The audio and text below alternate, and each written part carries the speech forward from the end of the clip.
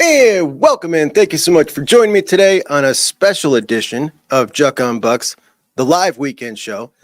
I was going to do my normal weekend show today, but I figured Daylan McCutcheon is going to go live with his announcement.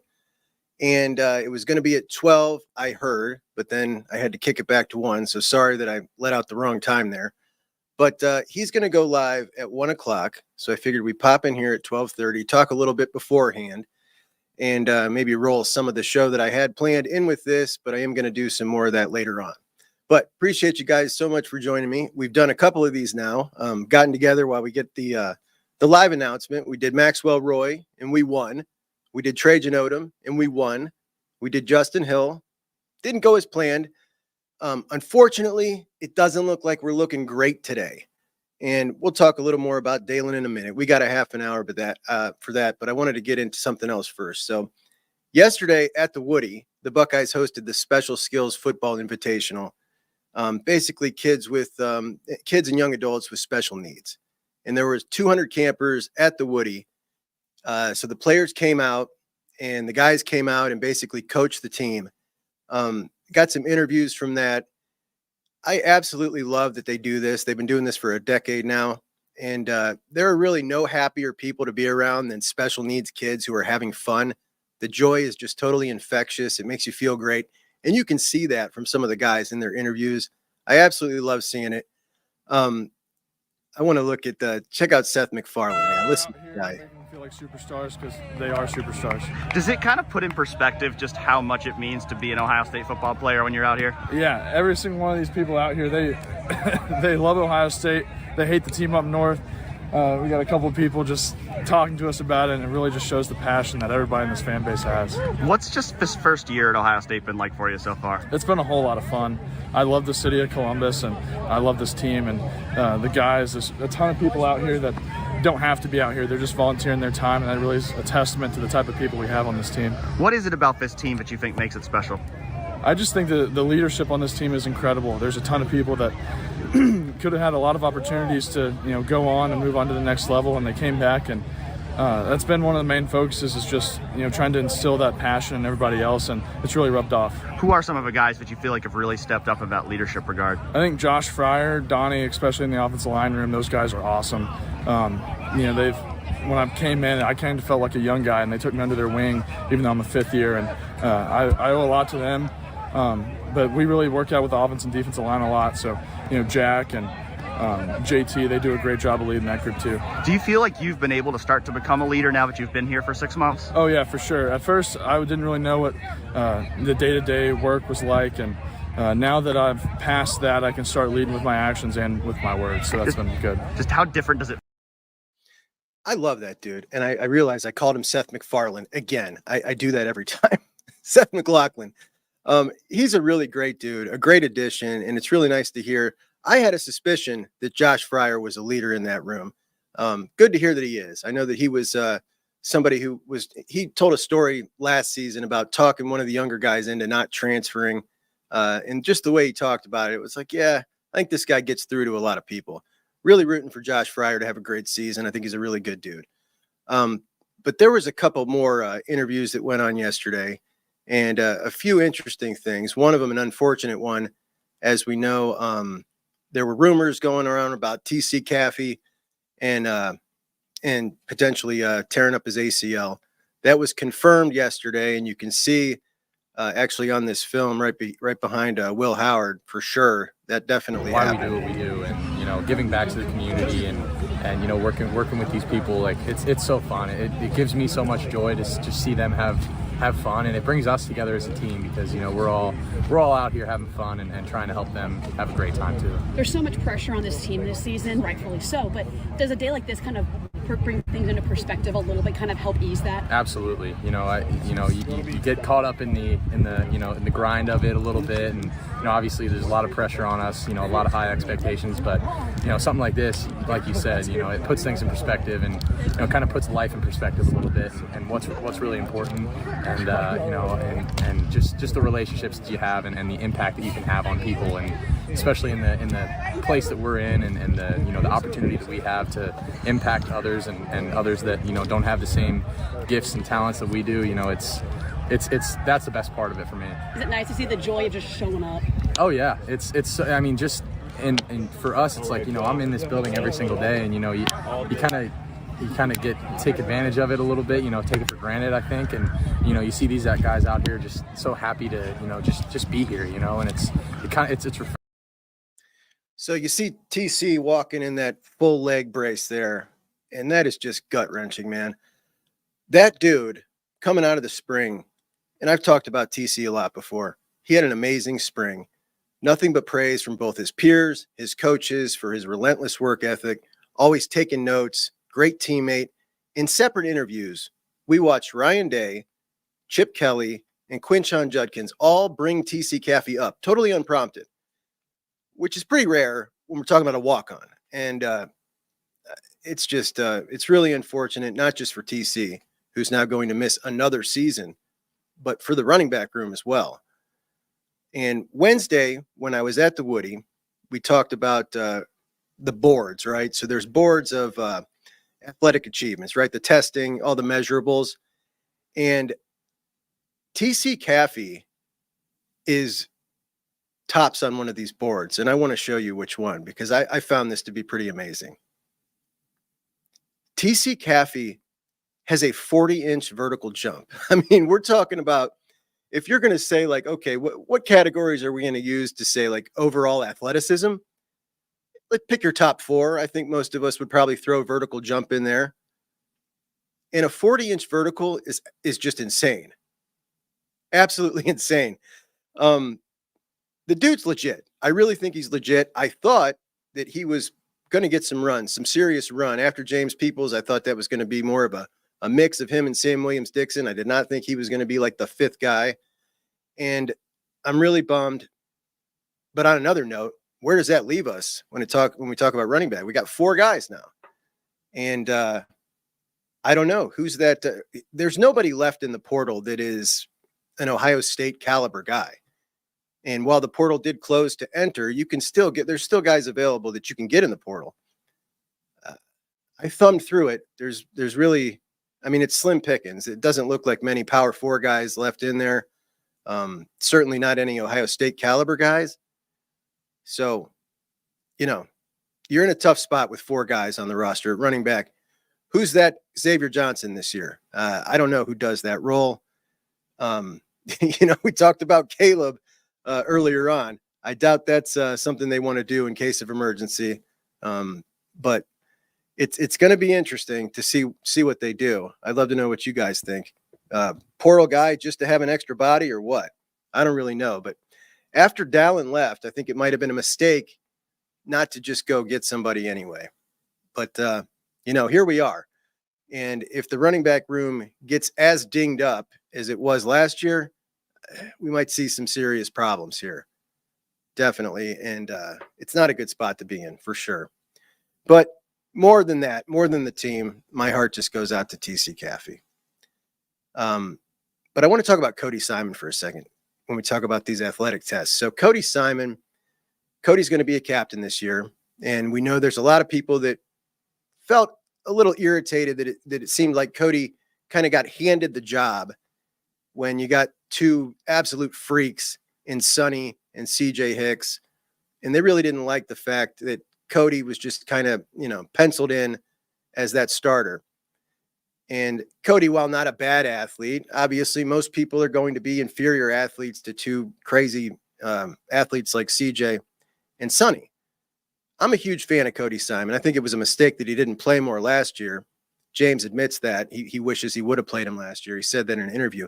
But what if I told you, when looking at these boards, that Cody Simon really shines athletically in ways that are probably more suited to be a linebacker than both CJ and Sonny? You tell me I was full of crap. I'm not. I spent a lot of time devouring these things, and I got some really cool info and some other really surprising info too. So you got, the top 10 guys in each of these categories. And I want to start with Cody here. So Cody Simon shows up on 3 of these boards, which is really impressive. Sonny shows up on 2. CJ shows up on 1. But the ones that Cody shows up on, the 10-yard dash and the 20-yard dash, take a look at these results here. So Cody Simon in the 10-yard dash, pretty important category for a linebacker to run 10 yards fast. This dude is above DBs, wide receivers. Look at the guys that he's beating out in this 10-yard dash. Same in the 20. Cody Simon's beating Jaden Ballard. Ballard is the fastest guy on the team. He's beating him. Jermaine Matthews, he's beating him. He's up here with nothing but DBs and wide receivers in a 10 and 20-yard dash. That is absolutely elite. And we talk about Ballard. This is the max speed. Absolute max speed. Ballard is a full mile per hour faster, almost, than everybody else on the team. You see how those guys are all lumped in. And then you got him so far out in front. That is unbelievable speed. And it's amazing that this guy has not figured out how to put it together with the gifts that he has. It really is. As long as he's been there, he's a great teammate. Everybody loves him. I just don't get it, man. It'll be the ultimate mystery if this dude ends his career and can never do anything with the skills that he has.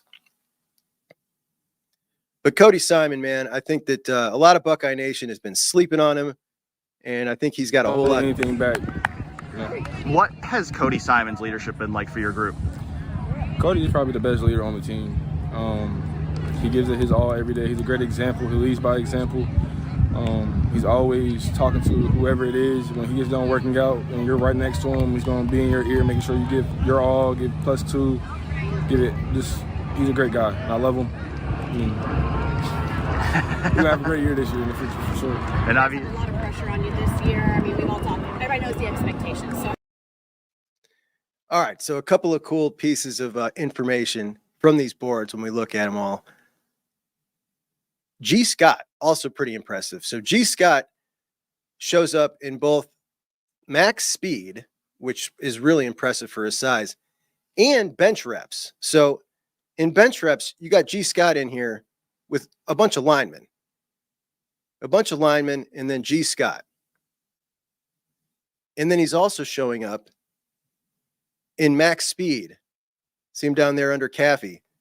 He's showing up in max speed with all the burners and in strength with the linemen, which speaks really, really well for G. That's some serious versatility. Denzel Burke makes 3 boards. Emeka makes 3 boards. JJ, vertical jump, max speed, and broad jump. Obviously, that's all going to get better in time as he continues to train. But there are 3 guys that stand out among the pack. There are 3 guys that made 5 of these boards, which is just insane. And 2 of them were tied for the absolute best showing in all of these measurables. Now, the first guy who made 5 of those boards that didn't tie for the win was Court Williams, which really surprised me. Court, often injured. I didn't realize what a freaky athlete he is, but he's all over the place on these things.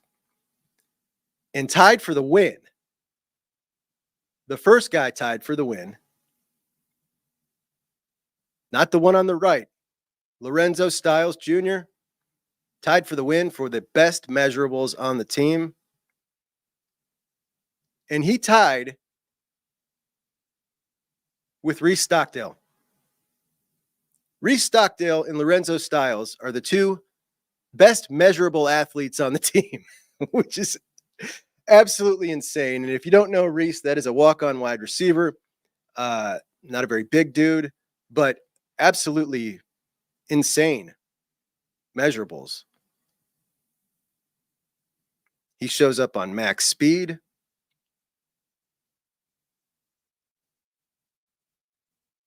Shows up on the pro shuttle. Let's look at the vertical again. So you got Sonny there at 39-inch vert. Where's the broad jump? Look at Sonny on the broad jump. 10 foot 11 inches on the broad jump. I mean, Sonny is a freaky athlete for sure. Carnell Tate with a sweet broad jump. JJ right there. And Court Williams, man. Court Williams was everywhere. But look at Lorenzo Styles. For his size, that's crazy. Not a very big dude. Those Styles brothers, man, they're some sick athletes. Totally sick athletes. All right, so on to our issue at hand, wide receiver. Now, we got, obviously, in the class already, 3 wide receivers. Des Jones, Des, the shifty slot guy. Then we've got Quincy Porter, Quincy, the big top 100 dude. And then you got the ultimate project guy in BP Miller. So you're looking for that 4th guy. And that 4th guy we're hoping is going to come from Daylan McCutcheon, Phillip Bell, or Preston Bowman. Preston Bowman, the local kid from Pick, who is committed to Kentucky. You got Daylan McCutcheon down in Texas, Lovejoy High School, same high school as Payton Pierce. And I think he's the guy I'd pick. Phillip Bell out on the West Coast. I think Phillip Bell is the guy that the staff wants the most. Phillip Bell just lost his mom recently. The other school that's really big in for Phillip Bell is USC. And does the traumatic family thing make him want to stay closer to home? He's going to announce, I believe, in late August. But Daylan announces today. Daylan, I think, is he's a little undersized, but we're going to pull up his film here. I think Daylan is just absolutely dynamic, man. The dude does it all. Not crazy elite speed. He just reminds me so much of Jackson Smith-Njigba, really. I mean, you see some crazy catches, elite body control. He just does some wicked, nasty things. And I really would love for this dude to be the 4th receiver. Unfortunately, from everything we're hearing, it sounds like Florida State has really prioritized him. And the family also grew up, I guess they're from Florida. They're Florida State fans to begin with. And it seems like this is really down to Florida State and Ohio State. There are some other contenders in Texas, Southern Methodist, USC also in the race. But it seems like it's a Buckeyes and Noles race for him. And if you saw I don't know if you saw the pictures on the, these guys wear Buckeye uniforms. I love high schools that wear Buckeye uniforms. If you can't see it up close. On the thumbnail of this video, exact replicas, and I love that. But you see the crazy catches all over the place. Crazy catches, just like Jackson. But he is frail. He's 5'11", 175. Definitely would need to bulk up. Phillip Bell's a little bigger. Look at that. Did you see that? Yeah. I just, unfortunately, I don't think that this one was, and I've had these pictures pulled up, so I'm going to pop in here and see what you guys are saying. I can only do one at a time.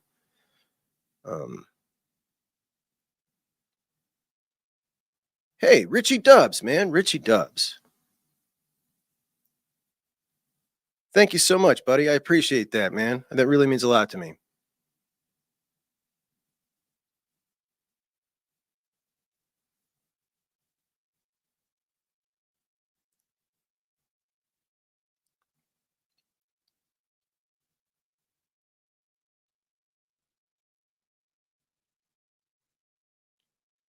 Okay, Fisherman says Stocksdale is like best friends with Marv. Did not know that. I did see a picture of them together when I was searching for pictures to pull up to put them in the show. There was actually quite a few, so that totally makes sense. But I don't know, man. What are you guys thinking about? Who would you prefer? Have you watched Phillip Bell? Phillip Bell is very impressive as well. I just love this guy, man. I just think he's special.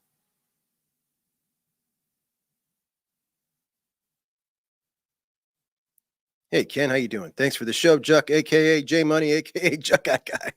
Thank you, buddy. Appreciate you so much. And we are now 10 minutes out from our guy. Dietrich says, bless you, Phil. Your mom will be missed. Absolutely. That's just, I didn't have to experience that till I was in my 40s. Obviously horrible at any age, but at that age, I just can't even imagine. Hey, Sue, how you doing? What's up, Terry? All my friends. Hey, appreciate you guys so much in the comment section every day. That really makes my day to interact with you guys in the comments. Woody says, hey, Juck, great show. Got you on in the background, grinding for my PE exam coming up. Get it, buddy. What's your PE exam for?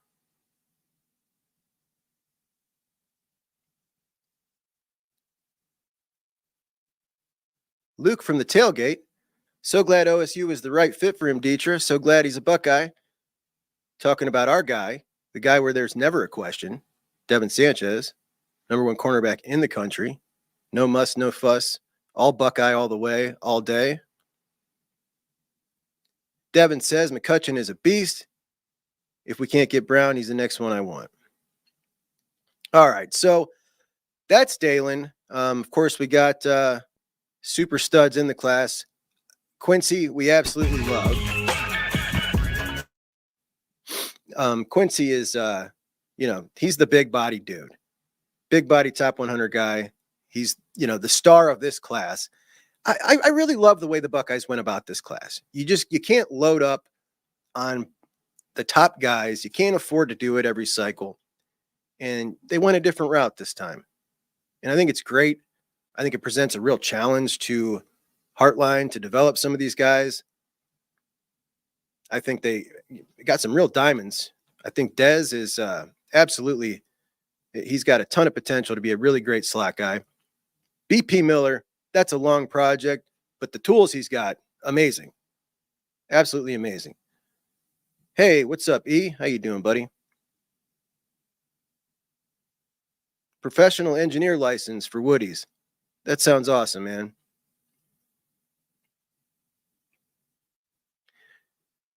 Curse Design says, Dez is the steal of the century. Dez is absolutely fantastic, man. Absolutely fantastic.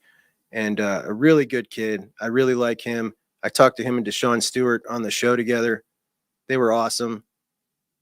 And how about that? We got 2 sets of teammates. I think that's pretty cool. We got Max Roy and Isaiah West from St. Joe's. We got Dez and Deshaun from DePaul in New Jersey. I really like that. Mega MC3 says, I love that we got Quincy. He's insanely underrated. I think he'll be a beast. He is absolutely incredibly underrated. I mean, this guy, if they said this dude's, a 5-star #3 receiver in the country, nobody would bat an eye. They'd all be like, this one right here. I mean, that catch right there is just sick.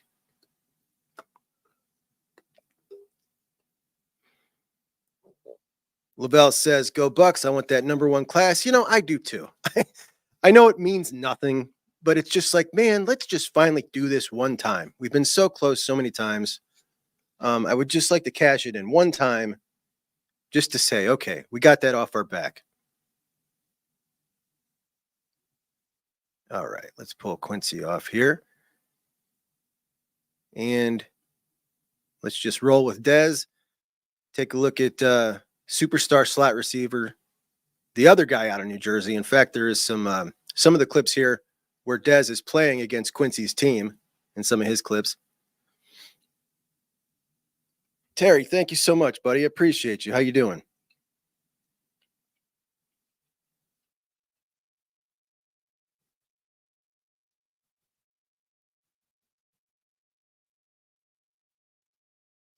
Chocolate chip hoochie scoochie says, is Eli Lee in here? I don't think so. I do not think so. Payton Pierce gave me the wrong time. Payton Pierce went to Lovejoy with Daylan McCutcheon. He told me this was at 12.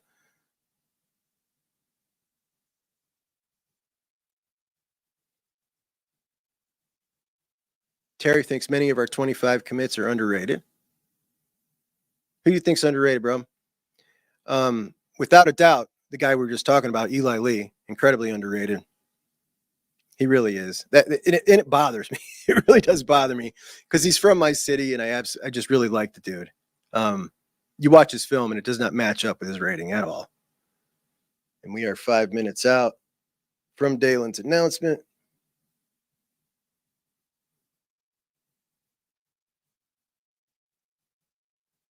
Yeah, Dez is going to be nasty. They're going to pack some weight on him. Mega Max says, if we get Sanders, I think we're guaranteed #1.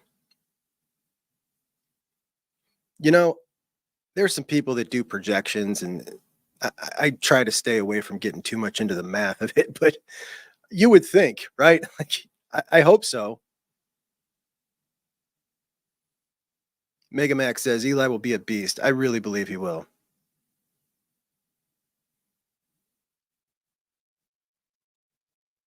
Luke says criminally underrated. Terry, now Terry, good news on this one. Terry says Brody Lanning, for example, his film is insane. Beast on defense as well. It is 16 minutes long of highlights. Absolutely absurd. You never see that. I think he could play defense at Ohio State. He is a legit 4-5 guy at camp at Ohio State. That's their measurement. That's not some high school measurement that they're out there talking about. He's big, he's strong, and he loves football, got good hands, got good moves. But he did just get bumped up in the most recent ratings to a 4-star on the composite. So good thing for Brody. I was happy to see that for him. Ken thinks Cody Haddad, wildly underrated. Again, only played 4 games last year, and that's pretty much the reason why, I think. But definitely he is. But he is now also a composite 4-star, which is fantastic news for him. Also fantastic news for our pursuit of the number 1 class. My man, Sean. Juck, I would love to get Daylan. Juck Nation needs a Juck bobblehead. Let's get it. Sean, thank you so much, man. I appreciate the $5, buddy. You don't have to do that. I appreciate you, man. You've been day one, Juck On Bucker, Sean Schrock, my guy. Terry says, Cody will have the green dot when he comes off the field. Who has the call? Do others have the green dot helmet headset? That's a good question, Terry. That's a real good question. I do not know the answer to that one.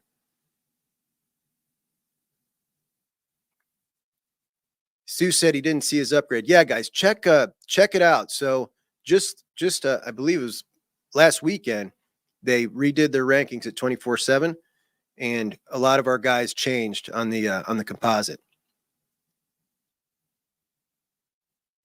Oh, there's that Kenneth. Yeah.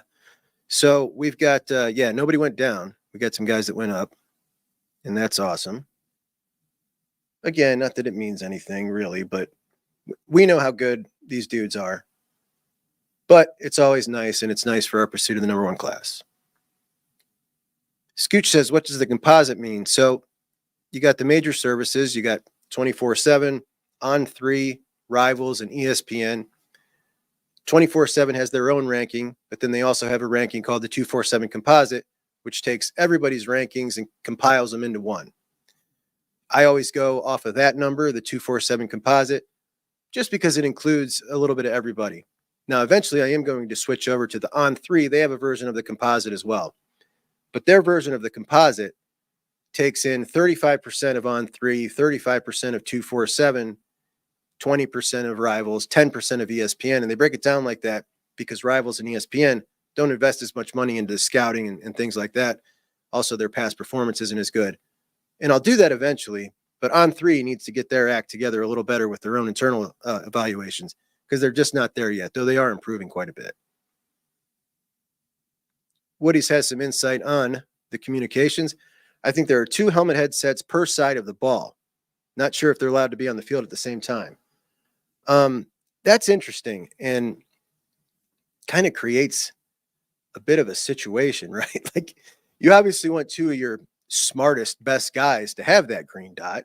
If they can't be on the field at the same time, then you got, I don't know. Yeah, maybe I don't think you can have 2 on the field at the same time.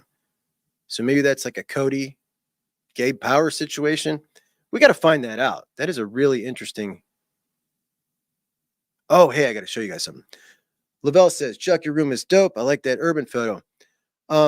So I got, if you look over my left shoulder right here, right next to this AJ Hawk jersey, special thank you to David Nance, who sent me this Arizona license plate that says UM sucks that I just hung up the other day. Thank you so much, buddy. Appreciate you.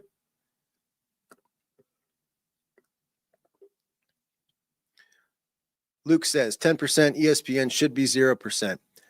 I would actually like if you could just get the composite of 24/7 and on 3 at this point. I'd be happy with that. Absolutely.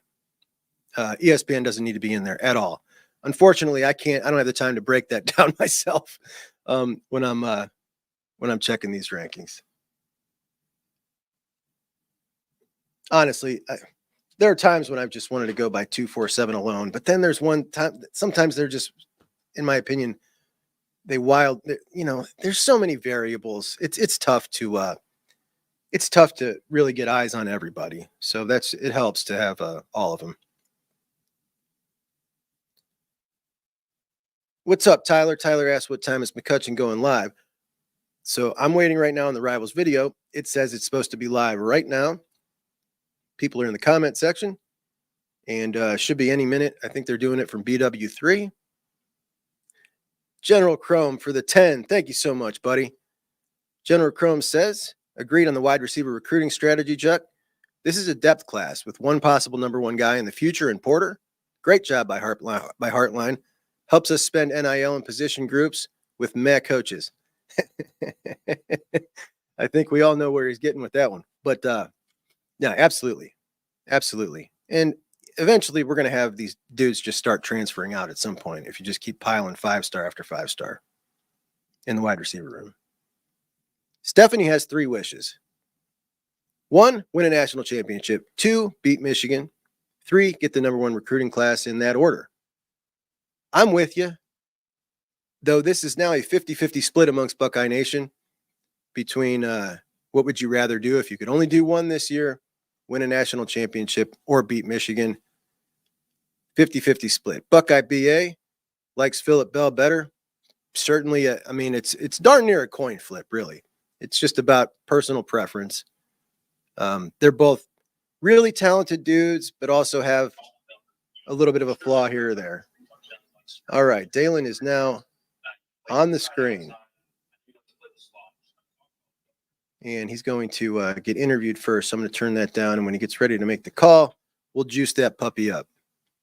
Listen, Travis says, B-Dubs, bad sign. The Roosters competitor.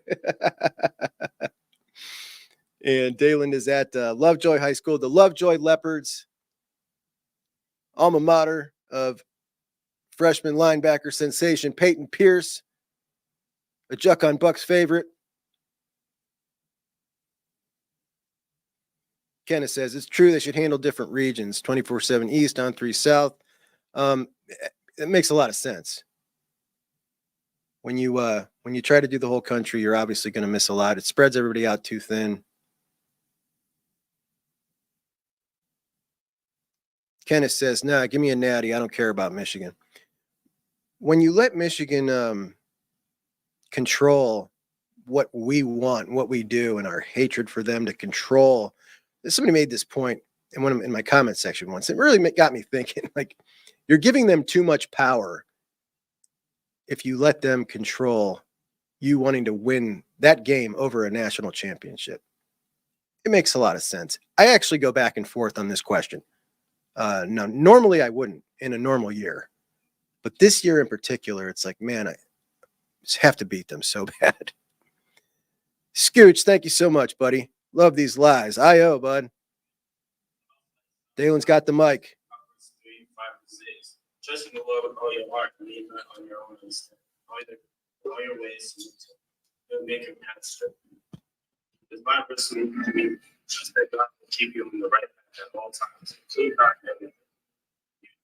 in this way, you have a chance to keep you on the right track. So, like, thank a few important people who have supported me throughout this journey. First, thank Buffalo Wild Wings for hosting me as my commitment. Moment that this season, I could have done without the countless hours of discussion and support. Their guidance has been invaluable from the time when we'll be executing my future goals. So I thank my older sisters, Darren and Maya, for their advice and feedback from their own experiences when they are in my shoes. Their insights have been incredibly helpful. To my trainers, Coach Lewis, Coach Pierce, Coach Roley, Coach Middleman, thank you for shaping me into the player today. Additionally, we want to thank former players KP, Jackson, and Parker. Those are my coaches that love to for their support and mentorship. I'm grateful. to all the coaches who are recruiting and taking the time to communicate and build relationships. I appreciate their interest and wish them all the best. With that being said, I'm excited now that I will be spending the next 3 or 4 years at the I like to spend the next 3 or 4 years at Florida State. Yeah.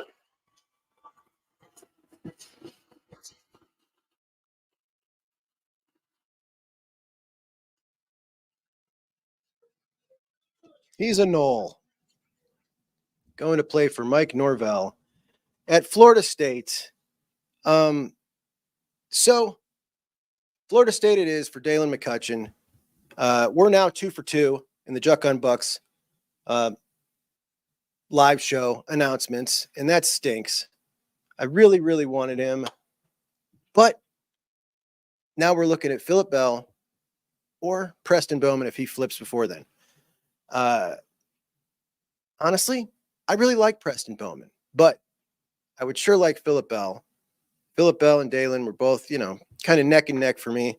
I would have preferred, they didn't, Dev. And Dev says Ohio State didn't push for him. They didn't. They prefer Bell. It was very evident throughout the last month and a half that the Buckeyes preferred Bell over McCutchen. And I think it just had to do with his size. When I saw him outside of his pads, I was like, yeah, I mean, he's a pretty frail dude and not very tall.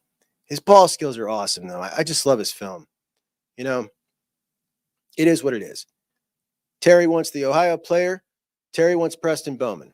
And if you are if you got a class where you're kind of taking a bunch of developmental guys and a bunch of flyers, that makes sense. But if you got BP Miller, Preston is versatile, though. Preston absolutely destroyed the camp that he came to. I don't mean to undersell him, but Phillip Bell's got a little more juice as a receiver, but Preston is more versatile, and he's a pretty thick dude, and he grew up a Buckeye fan. So I would absolutely not be disappointed one bit if it was Preston Bowman. I wonder what's taken him so long, though. I mean, I know that he really likes Kentucky.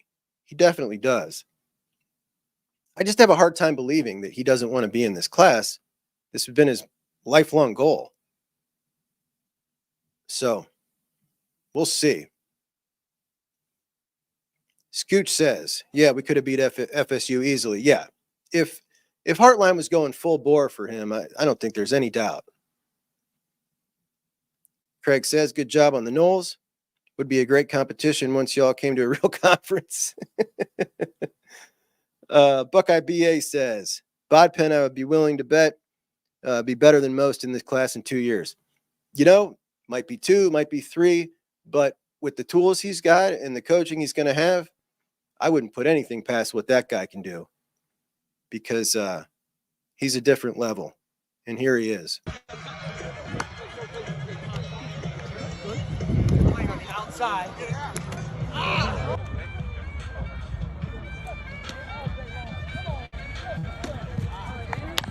All cameras to the block goal. Field 3. All cameras to the block goal.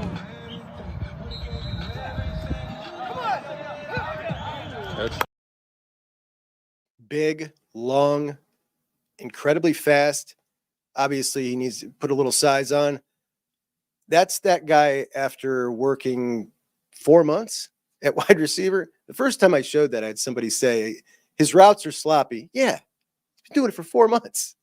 His routes are definitely sloppy, and they will definitely get much better. He's working with a very demanding wide receiver coach when it comes to that sort of thing. And this is a several years project, but you see the raw gifts are just wild. Coming to Ohio State and earning an offer from Brian Hartline after working 4 months at wide receiver, incredibly impressive.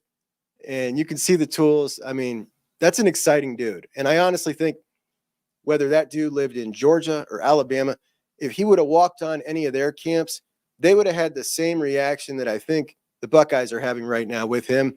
And that's just like a giggle that we just got over on everybody. You know what I mean? Like, we just got this dude who is an absolute dude and nobody else knew about him, including us. It's a cool thing. Those are the type of stories I absolutely love. And I absolutely love stories like TC Caffey. Again, guys, I'm so bummed about that. I am so bummed. I was hoping that wasn't true, that it was just a rumor. I originally saw it on a Bucknuts message board, and then it kind of circulated. And I thought after a couple of days, when it wasn't confirmed, that it was just some guy had heard something, or maybe looked at an old story and thought it was new. You see that often. Just a bummer. Absolute bummer. Way to go, FSU. Don't hate Norvell is awesome. OSU will be okay. Oh, look at that. That's a Knoll fan. Hey, what's up, buddy? Yeah. No, I think Norvell is a really cool dude. I like Norvell. I got no problem with the Knolls for the most part. Though I did have a very poor interaction with the Knolls fan at Pitt once when I went to see Pitt. Jameis Winston's first game. I drove over to Pitt to go watch Pitt and the Knolls. And it was Jameis's first game. And there was a ton of Knolls fans came up to Pittsburgh to watch that game, which showed me a lot of passion. I was surprised. They were tailgate. Obviously Pitt, not a very passionate fan base. But, man, the Knolls were. They were there. They represented. For the most part, they were okay. Bobby says, Juck, you've become my go-to for OSU football. Thanks, Bobby. Appreciate that, dude. Kenneth, congrats to the young man. We can't have everyone, unfortunately. UGA passed on the Defensive Player of the Year in Atlanta. It happens. We've passed on plenty of Mr. Ohio footballs. And, we've passed on a lot of Mr. Ohio footballs, to be honest. General Chrome says there are Knowles fans in here. Knowles fans, I hope they're being nice. Dev's got to let him know. We preferred someone else. You didn't really beat us. We weren't all the way in. Had we been all the way in, this is what I love about recruiting. And this is what I love about college football. We're all, we've all got our own story, and it's all 100% correct to our side. Oh, no. Oh, DBX says, beat Michigan, then maybe you guys could land him. Buddy, don't come in here talking nonsense. Now, we're friendly in here. This is a friendly show. Wide receiver Jones is so underrated. He'll be dynamic. Yes, Des Jones, definitely underrated. All right, Craig says we need Autry and Sanders. Obviously, Autry is going to be a tough pull, man. A tough pull, committed to Auburn, really, really loves Auburn. But I definitely think he knows for his future, the best thing is to go to Ohio State. The comments that he came out with shortly after about needing to do the best thing for his future. The thing is, man, it's a rural family. They're from 15 minutes away from Auburn. Auburn's a small place as it is. They're from 15 minutes on the outskirts of Auburn. Going from that to Columbus, Ohio, that's quite a culture shock. It's going to be tough. It's going to be really tough. What is Ryan Day's record against Michigan? I bet you don't know what it is. You probably think it's 0-3. I'm guessing that's what you think it is.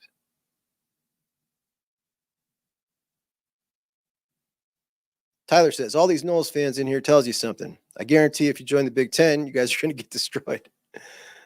All right, Chris has got an opinion on Quincy Porter. He thinks Quincy Porter is one of the 4 best receivers in the class. I think that's exactly where I had him ranked when we signed him. I can't recall the order I had it in, but I do believe that we did. Speedman 606. Thank you so much, buddy. Request 2. Use Juck in the place of the word of the English language. For instance, what the Juck is going on? Or I love the Juck out of that podcast. That's a good one. I dig it. Thank you so much, buddy. I really appreciate you. Okay. Chrome says, we need to get you some mods and get these trolls out of here. Listen, I don't know how to do it, guys. Let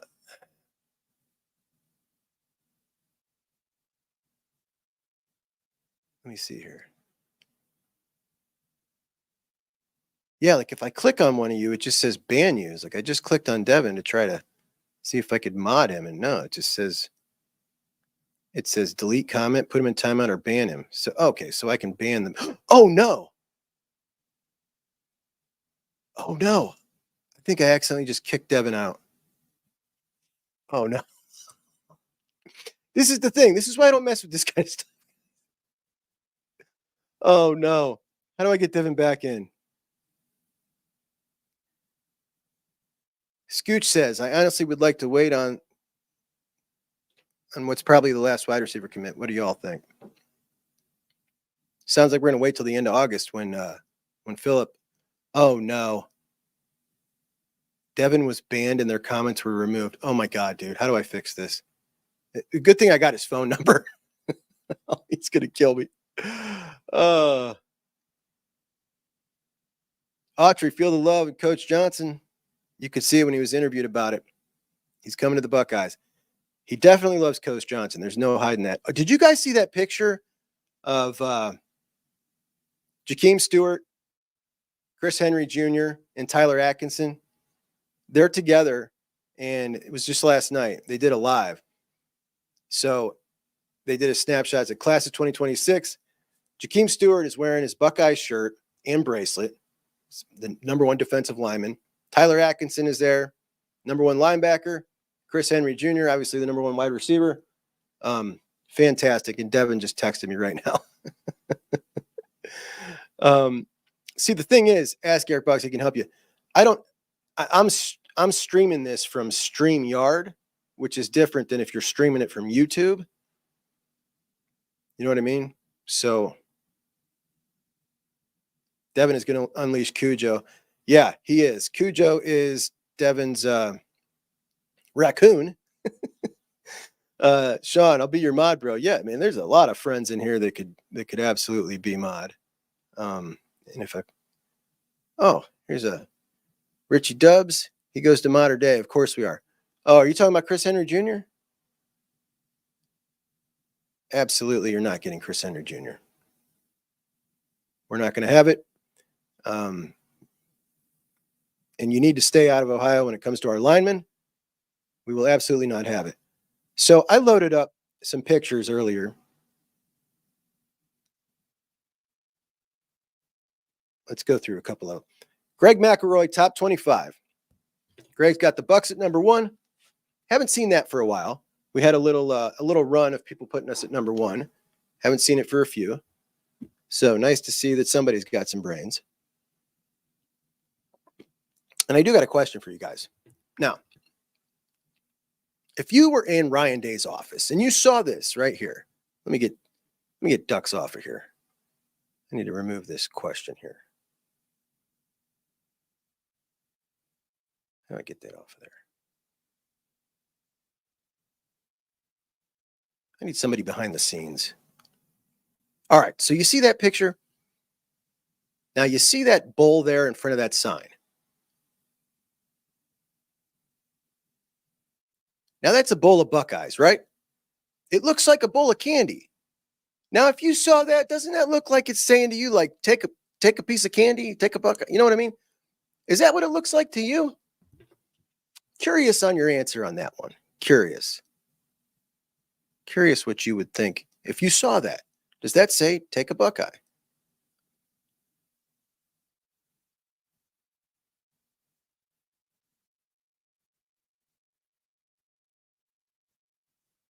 Oh, this guy did the top 10 helmets in college football. Did not include Ohio State on here.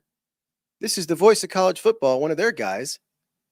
Now, listen, I mean, this is all personal preference. Obviously, you know I love helmets. You see what's all around me. College football helmets, way over the NFL, for sure.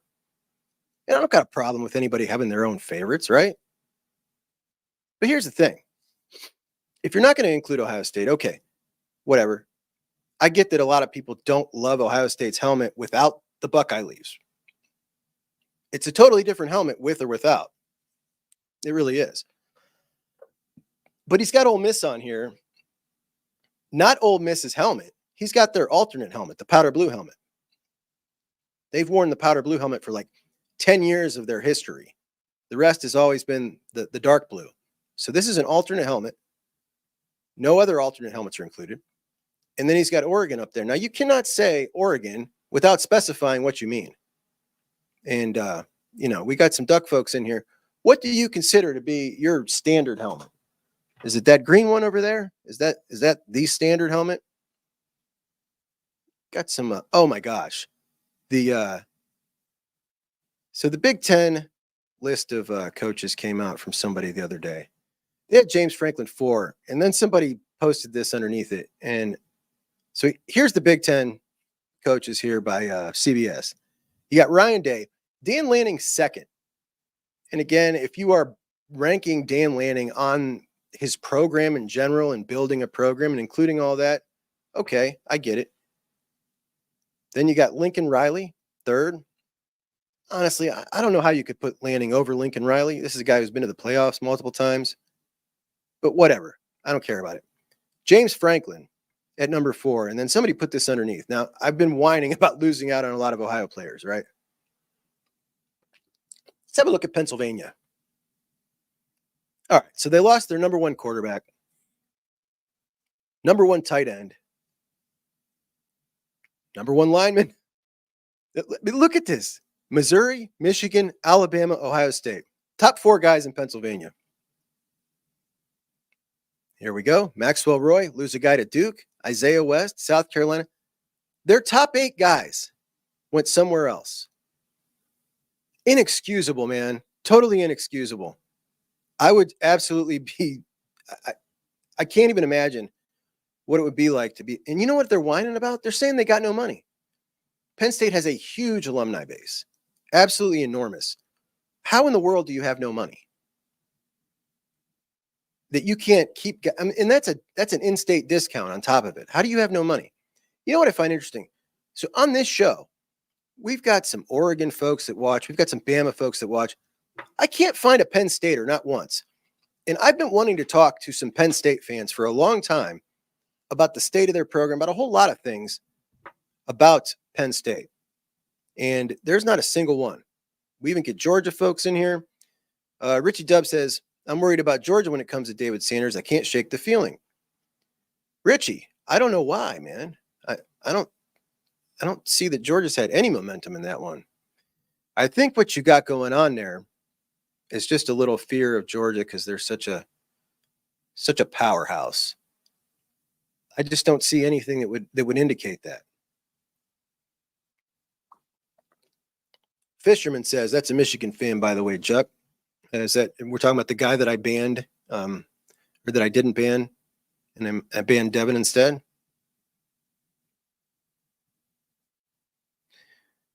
Scooch says, how you got Notre Dame's helmet but not OSU? I mean, Notre Dame's just boring, man. Like, I get it. It looks good with the whole uniform, but on its own. Chris says, Ohio State already won the best helmet on a national poll. Honestly, like, I got my own list is a little bit different. I'll do a video with it, with my list of my favorites. But I'll tell you who's up there that's not really on most people's list is Auburn. I love the Auburn helmet. There it is right there. But I don't know what it is about it. I love it. Ken says, Tyler Atkinson is a crazy linebacker. We pulled up Tyler Atkinson's film probably 3 times in the last month because I'm absolutely enamored. He's just crazy. He's absolutely crazy. We offered Tyler Atkinson when he was in 8th grade. Tyler Atkinson in Gwinnett County, Georgia, which one of our resident Georgia listeners tells me is Buckeye country. Actually, he called it Yankee country. And he said they have a real hard time at Georgia recruiting from that county. So really nice news. Shepherd Duck says, bro has the Bama helmet. Yeah, dude, come on. Like, Bama's boring. I don't like the color. I hate the color. It's almost got like a purple hue to it. You know, I dislike it a lot. And I don't mind the plain uniform. Like Penn State, that's a good uniform. I know a lot of people don't like the Florida helmet. I've always kind of liked the Florida helmet. The Florida helmet, I feel like that orange and blue go together well. The LSU helmet, the LSU is hideous. I hated it when I was younger, but then it just kind of grew on me. It kind of grew on me, and it's so ugly. Like, whoever put it together, it's a horrible design, but it just kind of works now. I know everybody loves the Texas. A lot of people love that. It is really clean. It's good looking. It's kind of fun that we can look at these while we're talking about them. Oh, Tennessee. If you look close, I don't know if the camera will pick it up on this, but they've got these beautiful speckles in the paint job. And I really love the thick stripe. I do like the Tennessee helmet. I think that's a really good looking one. Nebraska, classically ugly, but beautiful at the same time. Wisconsin, very much dislike that W. I think it's hideous. I call it the ugly dub. I love talking helmets and uniforms. James Laurinaitis, by the way, when we walked by the wall of all the different uniforms, made it a point to say, I wish we would go back to this as our full-time uniform, talking about gray sleeves. So, obviously the old school players want it too. And we are now we're on 19 years since we went to the helmet stripe sleeve. And I can't point to one of those on my wall because I won't own one because I hate it. Troy asks, what has Lanning done to be ranked number 2, the number 2 coach in the Big Ten? Troy, absolutely nothing. That is 100% hype train stuff. And again, I'm a fan of Dan Lanning. I think he's going to be a really good coach. Really good. Maybe elite of the elite. He certainly is showing that he's an elite program builder. But to put him at the number 2 coach in the country, in the Big Ten right now, that's just silly. It's silly. He's not shown anything yet, though he will. This is a really good question. Chip asks, Chris asks, I wonder how much Chip is pursuing Jonah Williams. Jonah Williams is the last highly ranked quarterback in 2026 on the board. He's a guy that was came and camped, and they offered him. They like him. Are they pursuing him hotly? I don't really know. I'm not the biggest fan, but at this point, there's nobody else left. So if they just go ahead and offer somebody local, I'm good with it. Whatever. We're looking at 27 with Brady Edwards would be the key. If you can get Brady Edwards in 27, you got that gap year. It's all good. William says, Lanning only been a head coach for 2 years, and he's won a natty as a DC.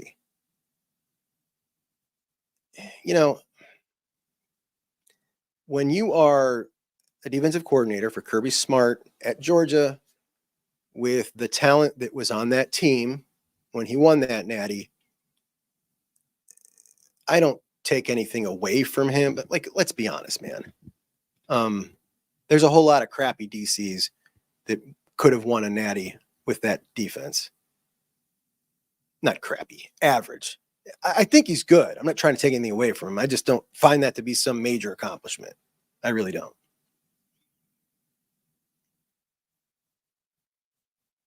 Scooch says, yeah, where's all the PSU fans? That's a heck of a point. Yeah, I don't know. They don't seem to interact with us. They really don't.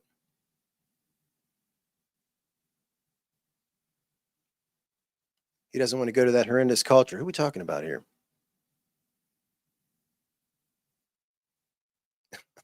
You're going to make me do this, huh? Speedman 606 says, Juck, Michigan. Oh, I get it. Juck, Michigan, and Juck, the Seminoles. OH. There we go, buddy. Thank you so much. I appreciate you.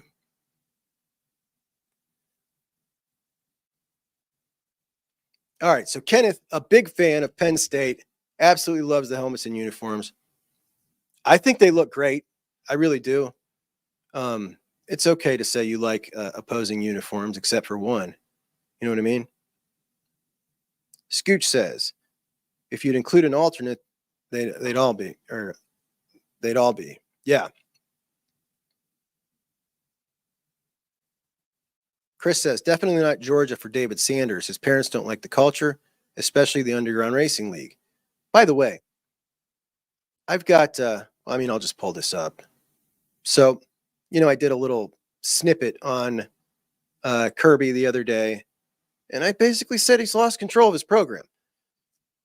Since the accident that killed a teammate of these guys and a staffer, there have been 24 more incidents of racing that they've been popped for.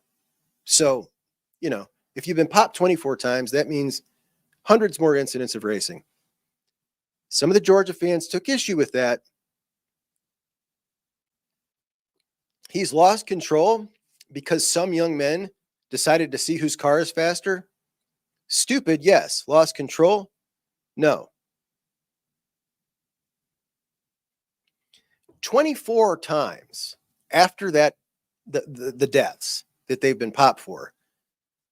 And Kirby has now thrown his hands up and essentially said, I can't do anything, right? You heard Pate come on and carry his water, threw it on the players. The players did. That's a whole nother story. But what more can he do? He can throw him off the team. How many times has anybody been suspended? Like, there are gaps between doing absolutely nothing but punishment behind the scenes and throwing off the team. There are other things. It's called suspending games. I don't recall hearing any of that. Do you? I don't know. It doesn't need to be all behind the scenes or you're out of the program. But suspending guys for games hurts the football team. So we don't see any of that. So no, I don't think he's done everything he can do. Not at all. And I think that any Georgia fan who's like, I get it. Yes, I'm an Ohio State guy. I'm a biased Ohio State fan. So if you're a Georgia fan and you hear me saying that, you're going to bring up the last game that we played, right? I get it. It's college football. That's what you're going to do. It's also possible for me as an Ohio State fan. And if you read through my comments, you'll see fans of all over the place saying, hey, I appreciate you for your non-biased takes. Now, I'm very biased, and I admit it, but I do give fair takes. And I can honestly tell you, if what is going on in Georgia was going on in Ohio State, I would be absolutely furious. And I apply that same logic when I look at Georgia. If I was a Georgia fan, I would be absolutely furious that this has gone on this long and they can't seem to get it under control. To me, it's the absolute definition of loss of control. If you have thrown your hands up and said, I don't know what to do, I've done everything I can, and it keeps happening. Yes, that's loss of control. That's just what it is. Justin says, came across your channel and subscribed the same day. Totally respect you on your unbiased takes. Until Georgia becomes player-led again, nothing will change in the culture. Roll Tide, roll. There you go. Perfect example. There's a Bama fan who said exactly what I said. And, I call it like I see it. I definitely am biased, but, I'm fair. It's garbage, man. It's garbage. And anybody defending it as a Georgia fan who wants to make it you're a Buckeye fan. So that, that's not what it is. And if you're defending it, I don't know, man. I question your judgment as an adult. I really do. That's just crazy. It's disrespectful to the families of those people that died. It really is.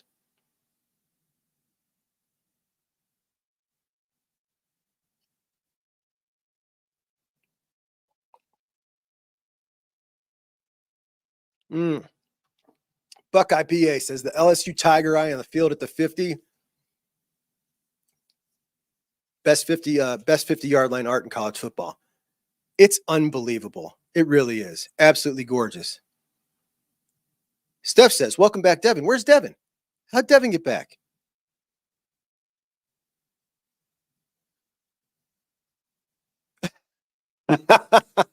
I'm so sorry, buddy.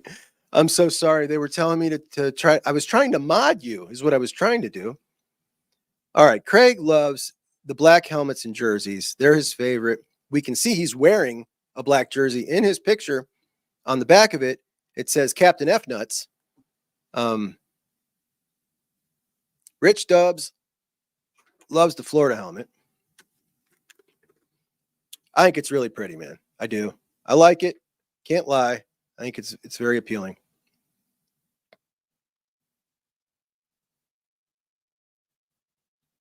Richie also loves LSU. Sue says LSU looks like it was put on with duct tape. It really does. The LSU, the lettering. I mean, it's just bootleg. You know, it does. It looks bootleg as heck. It is very unique, though. We don't really see anybody else that has this kind of. I mean, it's totally them. Also, it's a really big fat stripe, which I do like that too on that helmet.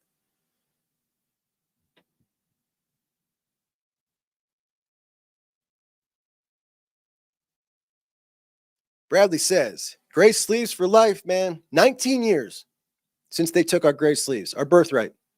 19 years ago.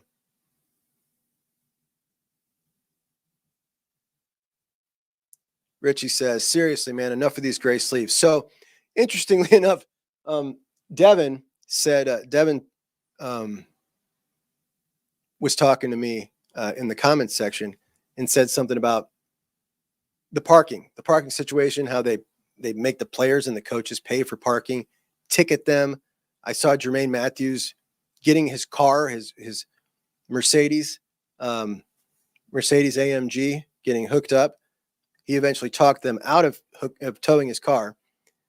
But he said, you know, if you ever run across Ross Bjork, let's start a campaign and try to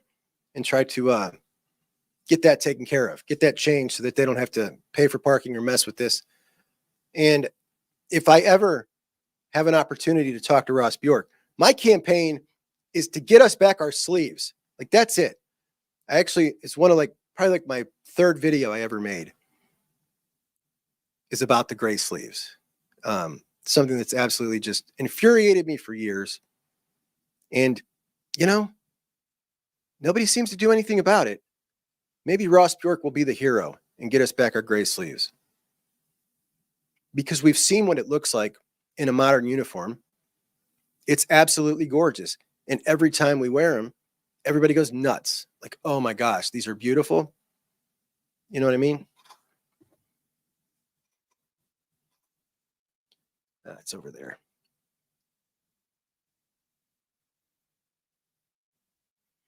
Tyler thinks it's preposterous to rank Dan Lanning number 2 in the Big Ten in their first year in the Big Ten. Not having played a game. Yes, it is preposterous. Bradley says, Devin, I'm going to stalk you now that I know your name. Please stalk me back.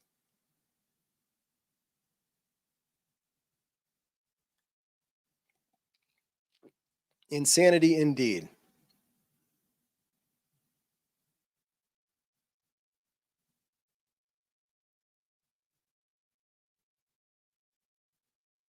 I don't see any of our Oregon guys sticking up for Lanning. Lanning has only been at Oregon long enough for a cup of coffee, but he's the number 2 coach in the conference. He just joined. Stop it. It's ridiculous. And that's CBS. So that is Tom Fornelli, Bud Elliott. Danny Cannell is just a bonehead. I met Danny Cannell once on South Beach. He was the nicest guy. But that was before he got big into media. And man, he says the most boneheaded things. And Chip Patterson.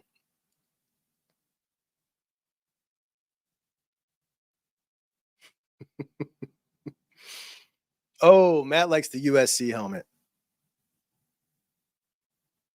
Yeah, USC. Pretty good uniforms. When McNutt posted his USC picture, I was like, man, he looks good in that uniform. It's a good looking uniform. Sue says none of the Georgia podcasts are talking about it either. Are you talking about Sanders or the accidents? By the way, so we talked about 2, right? The second one was the single car accident. More details came out. There were 2 Georgia players in the car. They ran off the side of the road hit a sign and busted something so hard that the tire flew off, the whole wheel flew off, the car ran back into the road, and the wheel went flying. Like, you know what I mean? Just reckless as heck. It's a joke, man. Devin, $20, hashtag banned. Thank you so much, buddy. I apologize. We're going to have to figure out how to unban so you don't have to be on here with your real name. And you can be back to Ohio 7715, which has become quite popular in the Ohio State YouTube world. Every time I listen to another show, I hear somebody say Ohio 7715 instead of my guy. Thank you, buddy. I appreciate you so much. Terry says, quarterback Nathan Bernhardt out of Ashland is 6'6" with a great arm. He plays up here with B. Miller, who just committed. He is definitely a physical specimen, and he's only going to get stronger. He's already got a thick frame. He's a stud. I've watched some of his film. I've watched some of his film with this quarterback coach. Same quarterback coach as Drew Aller, Ethan Grunkmeyer, and it's pretty impressive. It's pretty impressive. He's definitely raw, but that's the kind of guy you're looking for if you can't get a top guy. Get yourself a raw guy with physical tools. He's the BP Miller, man. He's the BP Miller of quarterbacks. Go get him. A lot of people want Levi Davis in that role as well. Another Ohio guy with a lot of raw skill. Unfortunately, he's slightly under 6 foot. I just have a hard time thinking that you're ever going to bring in a guy under 6 foot. There are some measurables that I just think coaches have a hard line with, and quarterbacks under 6 foot at Ohio State just doesn't seem like something they're going to do. But I love the player. I really do.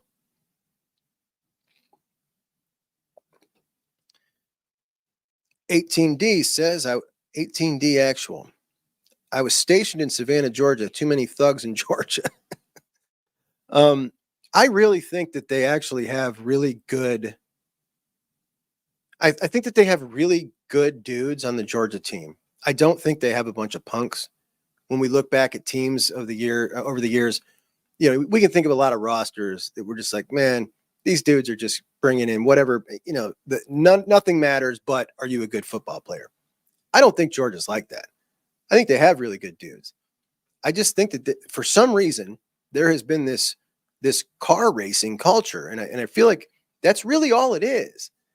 We don't see any other arrests really for anything else. It's just whatever this car racing culture is, and now they all got money that they can buy faster cars, that it somehow this has become such a big thing that I'm curious. Is this just a bigger thing down south, like in general? We don't see it anywhere else. And Ketta says, like, how is Peyton not embarrassed to carry water for him? It was the most, I don't know, maybe you have, maybe you haven't, but this guy, obviously crazy talented and has done an excellent job. I love listening to him. He's got a great voice, great delivery. But the way he carries water for all coaches, to be honest, is just, it's very transparent. And boy, what he said the other day with the Kirby situation, it was like, dude, he's done everything he can. I mean, then he goes, ultimately, you know, it sits at his lap. It's his program. But, and then he goes on to the players got to do it. You know, it's just like, no, dude. Yes, that would be nice. But this sits in the lap of the head coach who runs the program, and throwing his arms up and saying the most disheartening thing is they've done everything they can. Like, yeah, he's the ultimate water carrier. But it's not just, I mean, it's not just because he's from Georgia and it's Kirby Smart and he loves sitting down talking to Kirby. He does it for all of them. He does it for Billy Napier. He does it for Mario Cristobal. Matthew K., you still in Akron, Juck? I'm in Stowe. So just a couple of towns over.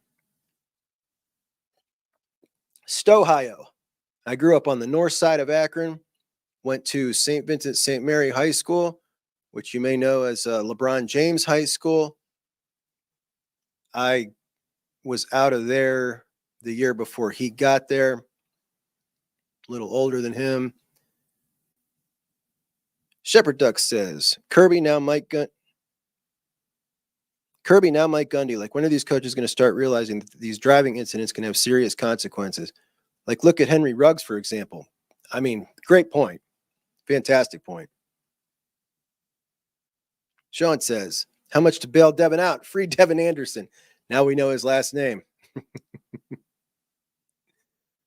Scooch says, the Georgia crap, if it happened in the NFL, they'd be done. And they would be, man. You can't just continually get arrested and then everything's just all good. I've seen Georgia fans saying it's a problem. Even they can't defend it and they know it.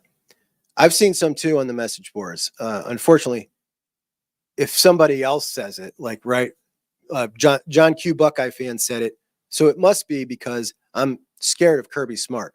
I got that in the comment section in that video too.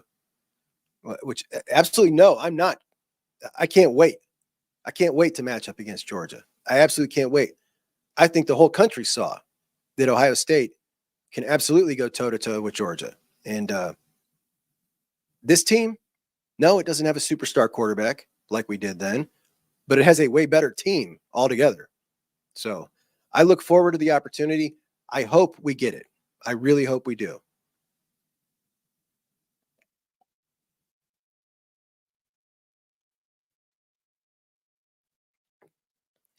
Chris loves the Black Buckeyes uni. Now, we didn't see the black uni last year. Did we, guys? No. We saw the new gray one, which the new gray one, I think, was a serious hit. I think everybody loved that one. I liked it. And I'm not a big alternate uni guy at places like Ohio State. But if you're going to do it, I do like what they're doing now, which is basically the black one, the gray one, the scarlet pants. It's just different colors. It's not different designs. Like in the past when we did the wolf gray one, things were slightly different, some different designs. A lot of the past ones had different designs. So if we're going to do these alternates, I like just having the same exact template, same number font, same shoulder stripes, just changing the color. And if you're going to do that, I don't mind if you mix it up all the time. But I don't like having a totally different alternate, like a total one-off uniform. Doesn't really do it for me. Terry loves North Carolina's helmet. It's damn good looking. It's damn good looking. Let's see USC. USC's helmet. Can you? Right here, buddy. That is the Trojan. And that is, what do they call that color?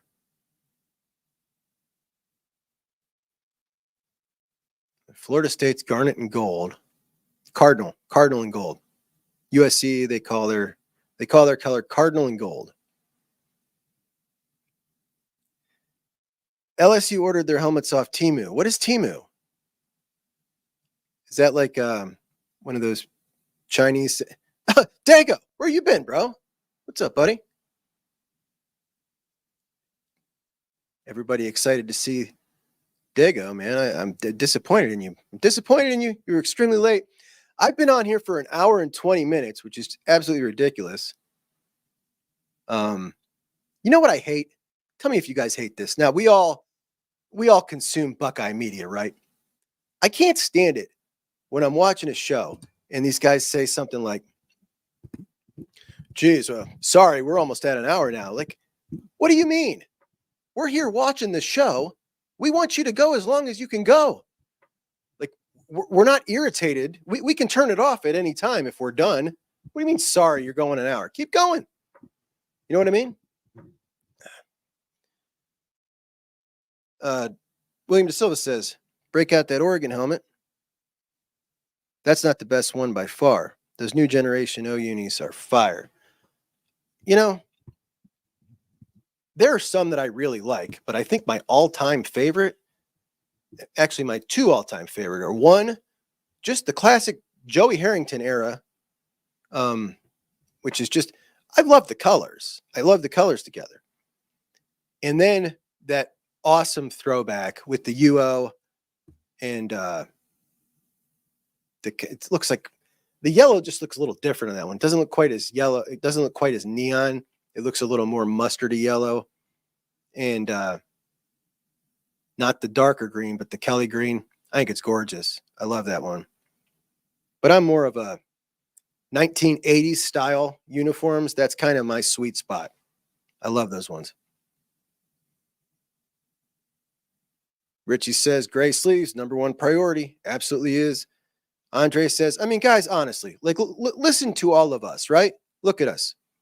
Andre, bring back the gray sleeves. Chris, the gray sleeves are ugly. I like the new sleeves. No! Here I thought I liked you so much. Oh, Motto. Bradley, I actually like Oregon's all-white unis and the helmets. You know what I don't like? And I talked to, when I was on the Oregon show with our buddy out there at Sports Chat 513, Ryan. Is it 513? They are doing a white or a blackout for our game out there. I wanted to see Ohio State's uniforms, Oregon's uniforms together on the field, and instead they're wearing these ugly black ones. I don't like that at all. Not happy about that. This is why I always hated when the Buckeyes would wear the alternates against Michigan. Like, we want to see those two classic uniforms matched up together. I don't want an alternate in that game. That used to just irritate the crap out of me.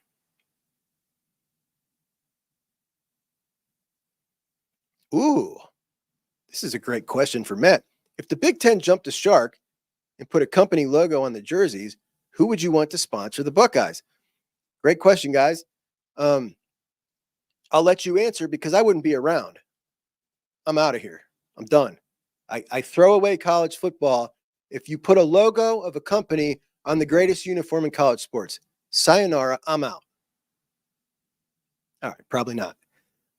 Listen, let's hope it's not Safe Light Auto, Safe Light Repair, Safe Light Replace, which is on our football field, which is embarrassing as hell to me. Honestly, it really is. I can't stand it. It's, you make a whole lot of money. Some things you can just leave alone. You don't need to grab every little bit you can. It's one of the compliments that people have for the Big Ten, for Notre Dame, people down SEC country, that when you're in Big Ten stadiums, they have preserved the classic feel. There's not advertisements everywhere all over the stadium like there is down there. And they're jealous of that. And I like that they're jealous of that.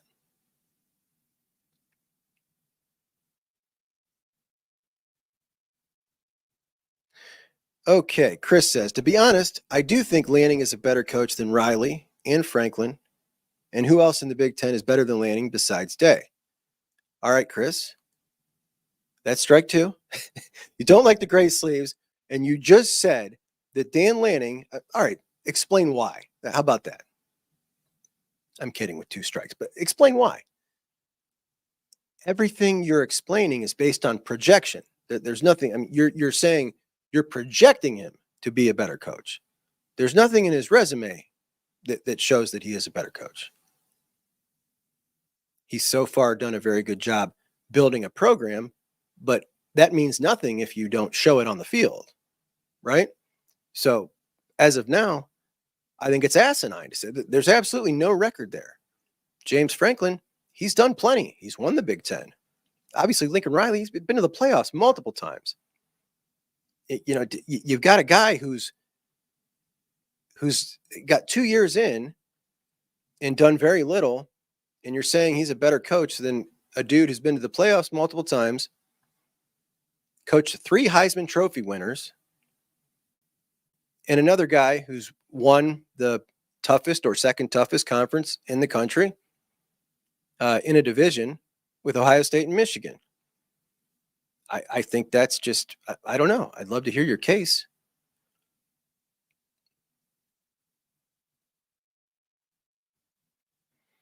The kid went to Florida State, and that's okay. We're still in on Phillip Bell, and I think if we get Phillip Bell, this will be a doggone good wide receiver class, and I'll be pretty happy with it.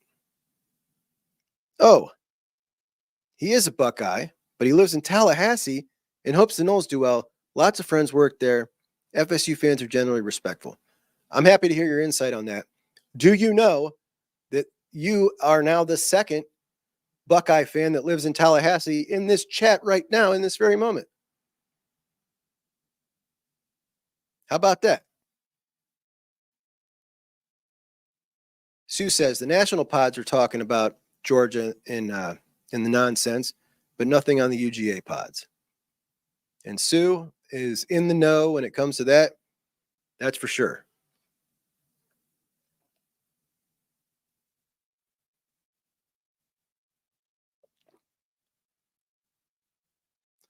Ken says, yeah, but I believe a lot of these internet personalities intentionally say wild stuff about Ohio State just so they can get clicks.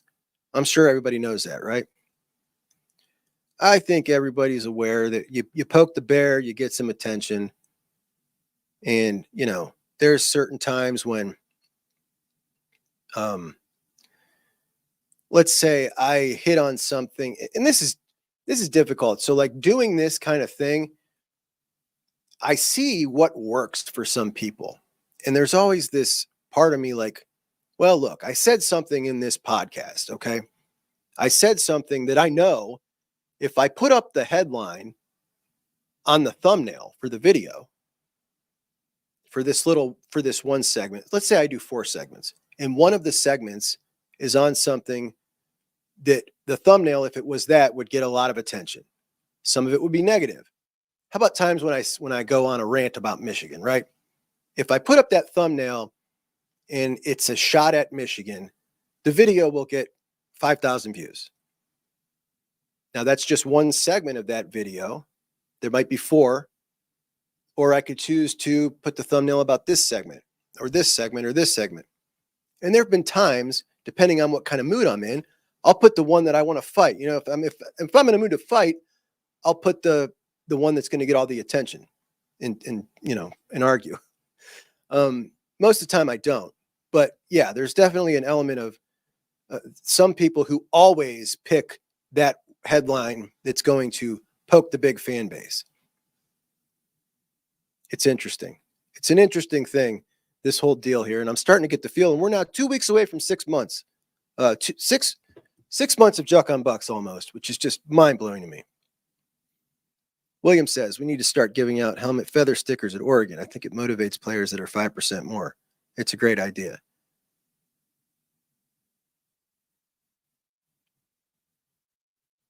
Not sure how that would look. I don't know. I'd have to look at it. You know what I hate?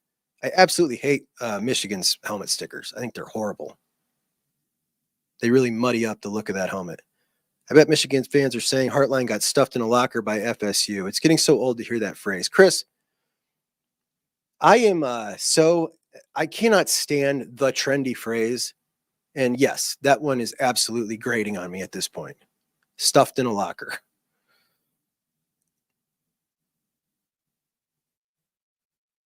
De Silva says, don't wear the same helmet enough to make it work, talking about the feather stickers.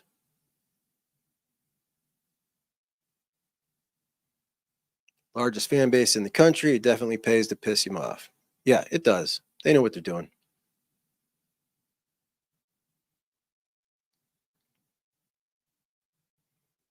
Stephanie asks, is Saiyan actually over 6 feet tall? Absolutely. He is definitely over 6 feet tall, 100%. And like I said, not just thicker than I thought he would be, but broader shouldered.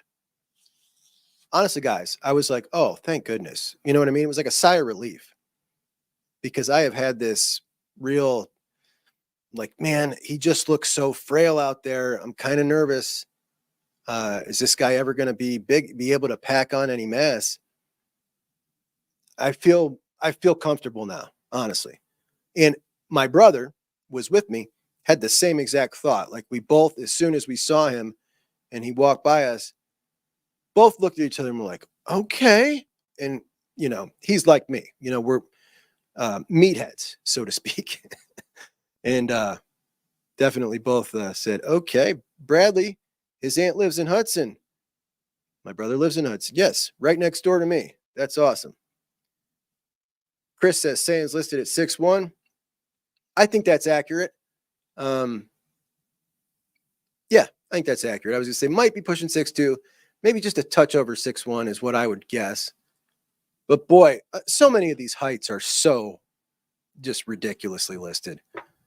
Some of these guys nowhere near as tall as they're listed at. But we know that already. Yeah, disagree.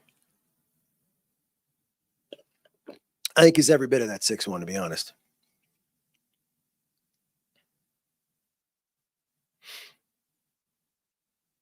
But this is true. Like Rod's saying, yes, absolutely. Everybody is generally bumped up a couple of inches, but there's no rhyme or reason. There were some that are listed that are every bit of the height they're listed at, and some that just aren't. Jason Moore listed, I believe it listed at 6'6". He's not 6'6". Like, he's just not. There was a couple that really stood out like, oh man, that's a bummer. Thought he was 6'3". Definitely not. Yo, Shepherd Duck says, I'm so mad Gus and Joel won't be at Austin for that Buckeye game. I heard Joel talking about it with Coward, and they got you guys in Penn State instead because it's close to election season. What's that got to do with anything?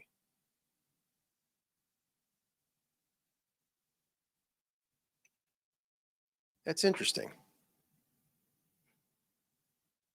Wonder who's going to be on that call. Daniel's a traditionalist when it comes to Buckeye uniforms. I'm with you, bud. I would rather that things never change, but if they're gonna, I'm okay with just changing these colors. So you want to go to the all white pants, but the same pants. You want to go to the gray jersey, but the same template. Not something different, not some variety. It's just changing the color. I also am in the minority here. I dislike the black helmet. I don't like the black helmet. I know a lot of people love it. I don't really care for it.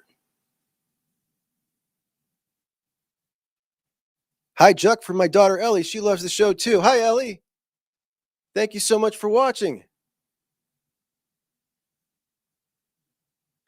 Amazon says, go green and yellow. A loyal listener, so I'll accept it today.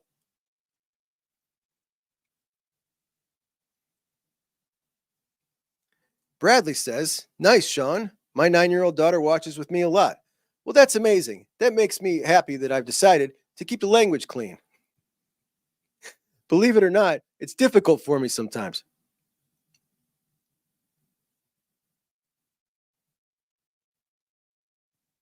Chris says, yes, Bucknuts Morning 5 is always too short. Man, I'm with you. Let it roll, man. Here's what I'm going to tell you guys straight up. The first time I got on here and did a video, I thought that it was like 15 minutes. I got done. It was 4 minutes long. And I was like, I'm never going to be able to do this. It's just not long enough. And then things got easier. I started going longer and longer and longer. And doing it by yourself is much different than doing it with somebody else, because you have to have all these notes planned out ahead of time. So you can, all right, here's my points. If you got somebody else and you got these topics, if I'm talking to you in a conversation and I bring something up and then you say something and I think of something because you said something and we're having a conversation, I just feel like that can go for much longer. Like let it run. You're having a conversation. So I don't know, man. I put a lot of work into the show and I'm happy you guys like it. I'm happy you guys are with me. I love doing it. We're at 1 hour and 34 minutes and we're just having a talk about college football. You guys are talking together. I'm talking. I love it. Oregon has amazing and rare Jordans. 503. Sports Chat 503 is the area code for Portland. You know what Ryan told me out there? He said Portland, the Trailblazers cannot get anybody to stay out there. Hard to get anybody to come out there to Portland. Interesting, though. All the guys want to go out to play for Oregon. I don't know why. You can't get them to go out to play for the Portland Trailblazers. But Sue says, I hate the Oregon all greens in those paint splattered uniforms. Puke. The paint splattered ones, I think, are hideous. I'm with you on that.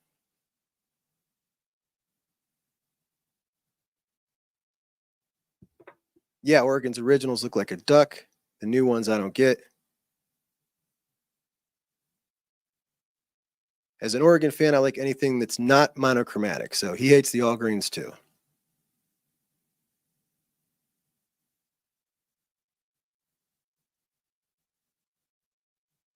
Ken Takahut says the only legit Oregon helmet is the Cylon silver helmets. Bradley says they give him a headache. The highlighter ones. Sean says, hi, Mr. Nolan. Good to see you. What? I didn't see Mr. Nolan.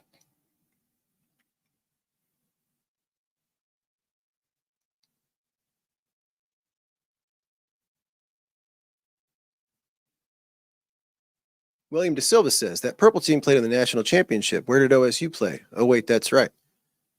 Uh-oh.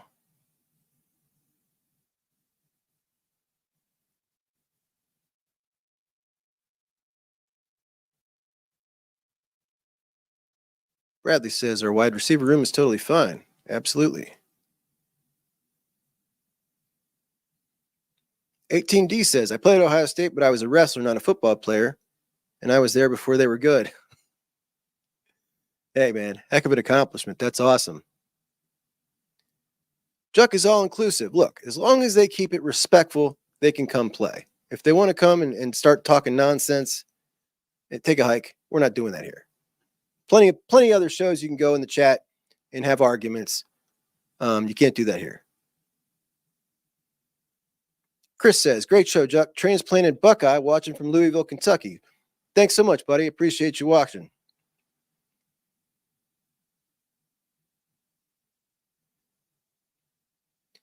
William says, all respect. I'm not a troll, but I stick up for my team is all. I didn't catch who your team is. I saw purple. We talking TCU, LSU?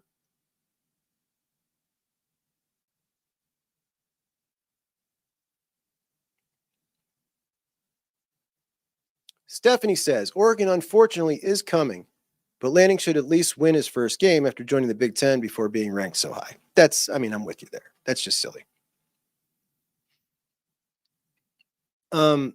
We had a talk last show about, and Bradley says Lanning is a shooting star and a damn good coach. He just needs a bigger sample size. Absolutely.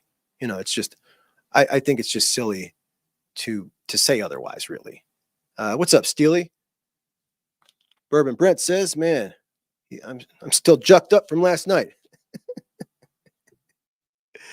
I don't drink, so you could be jucked up for the both of us. But I want to talk about the conversation we had the other day.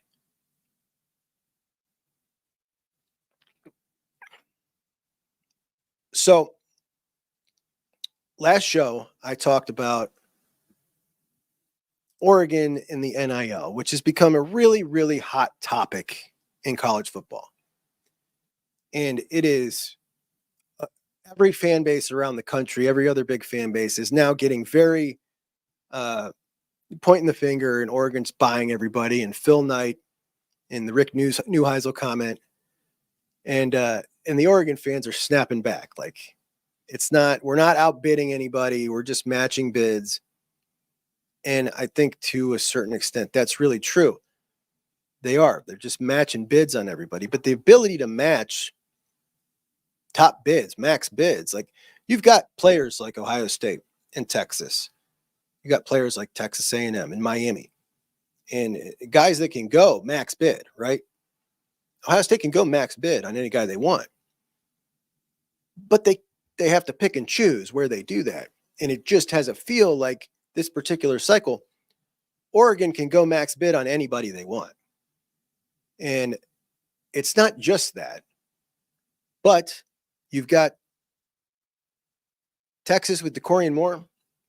It is true that Oregon did not have the biggest offer, but now you're hearing that people are coming out and saying that cover Oregon, that there's something going on about a future deal that they have with Nike.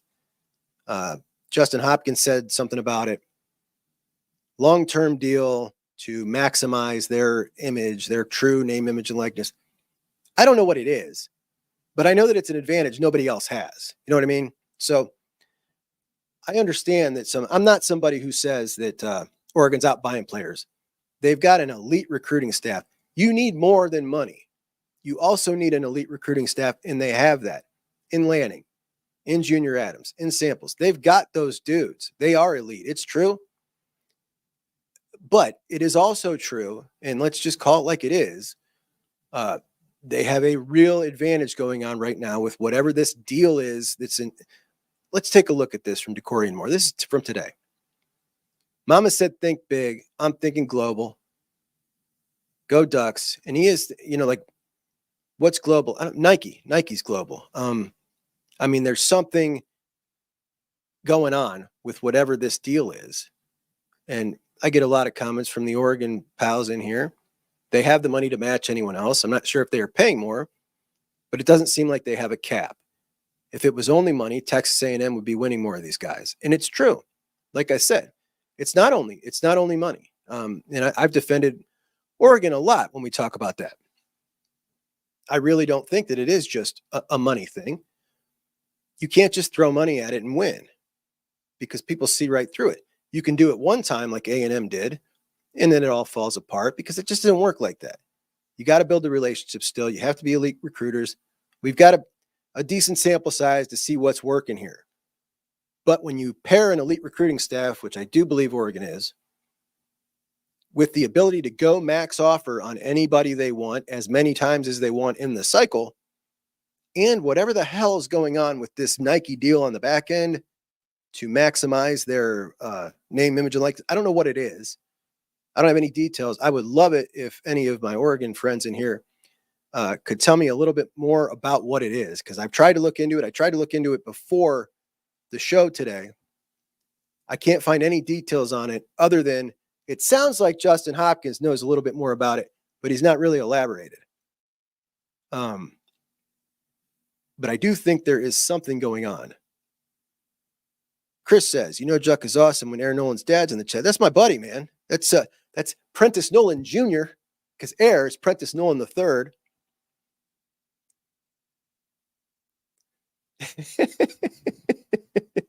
Nice, William. Chuck's a great man and a great OSU ambassador. I love it, man. You're hilarious.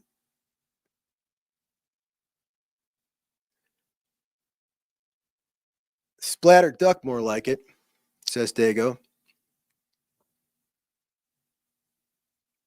Oh my gosh, listen to this. So Steely says, I have a new name for Juck, Jack Juck. There's a guy in the comments that is really mad at me because apparently he does not like that I called Jarquez Carter thick.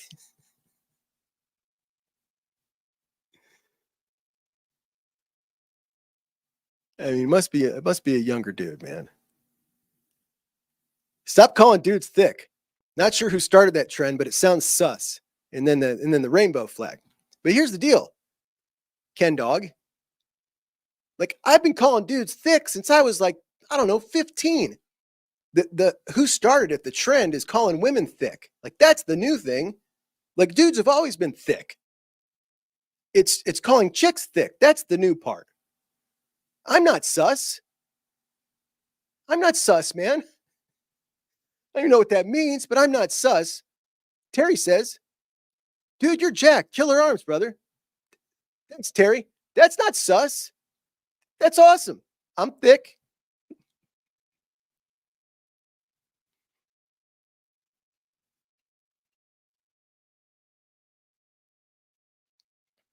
Sean asks, do you think Stewart and Henry Jr. will reclassify. I think Jakeem Stewart will 100% reclassify based on everything we've heard. Chris Henry, I heard that he is attempting to take like the practice test to do it. There's an education part that you gotta do, some testing to do it.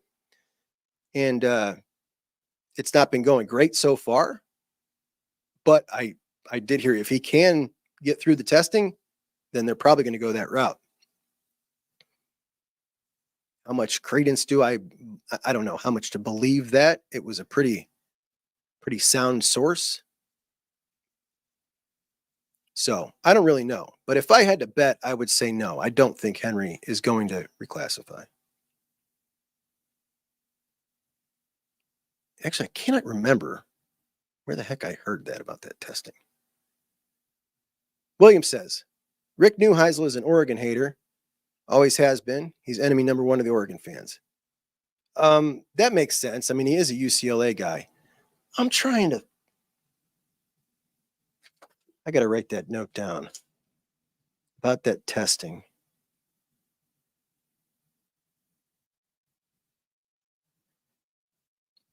That makes so much difference. And I know that everybody is feeling real confident about Chris Henry Jr. in 26. And I do too, but it's still scary. And if you can take away the scary and get him to reclassify, it's a lot better, I think. I don't want to stress out about this thing for a year and a half. He is such an impact guy.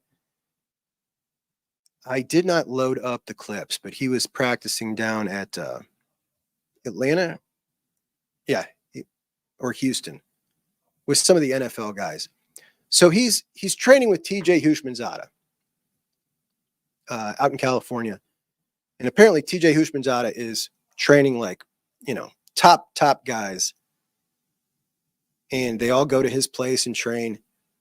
And the comments that these NFL studs were saying about Chris Henry Jr., he's the real deal. He could be a star in college right now. Obviously, all things we know, but it's just when you hear NFL guys say that, he could be the number one pick overall, it's like, yeah, that's fantastic to hear. And I certainly do not want to roll the dice on a whole nother year of people like Oregon coming hard and LSU. He's going and visiting them. If we could lock this down and get this over with now, if he reclassified, man, it would just be great. It would just be great. Yo, Eric from Kokomo. I made it, but I'm late. I made it on. What's up, buddy? Nice to see you. And we are at an hour and 47 minutes. Here we go. Let's get some answers. Shepherd Duck says, I'm sure it's something to do with Division Street, which is the NIL market for Oregon, post Uncle Phil's passing, so that we don't fall off without any funds when he's gone. Division Street, man. I'll tell you that name, even that name sounds slick. Division Street.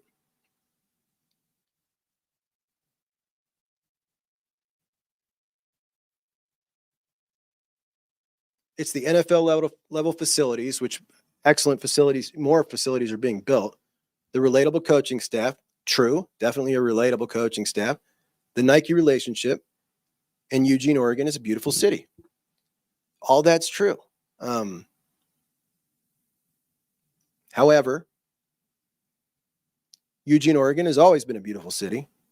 The Nike relationship's been there for 20 years. There have been other relatable coaching staffs, and the facilities have always been excellent. Something changed, right? They've never recruited as good as they have now. We can put two and two together. You know what I mean? Like, yes, there is definitely something else to the equation. And it's okay to just be real with it. That's, you know what I mean?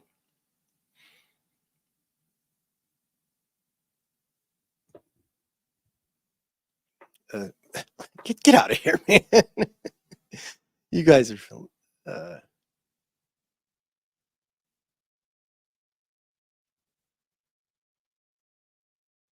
how far back am I?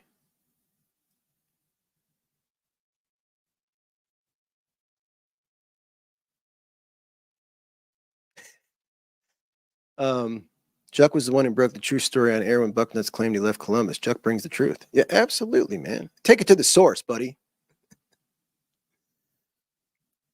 Uh-oh. Shepherd Ducks about to take our number 1 spot with Jonah, McNutt, DK, DJ, Michael Terry. It could happen. It could. It really could. And if it does, it's going to make everything just that much more exciting. Because let's be honest, we've got an amazing class, and no matter what those rankings say, our class fits our needs perfectly right now. So the only thing that would make it, a little better, obviously David Sanders, but on top of that is McNutt would be just, the icing on the cake of a fantastic secondary. But without him, it's not really a make or break thing, to be honest. Our class is fantastic. Oh my gosh. Stephanie said, I heard my uncle who is 90 say his grandson's girlfriend was thick. My point is that term is old as the hills. Stephanie's 90-year-old uncle. Ken Taco Hut says, Uncle Phil said he won't be outbid.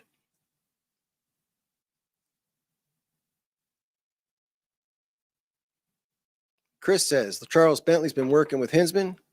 It'd be awesome for him to be on the Ohio State staff. Man, would that be awesome.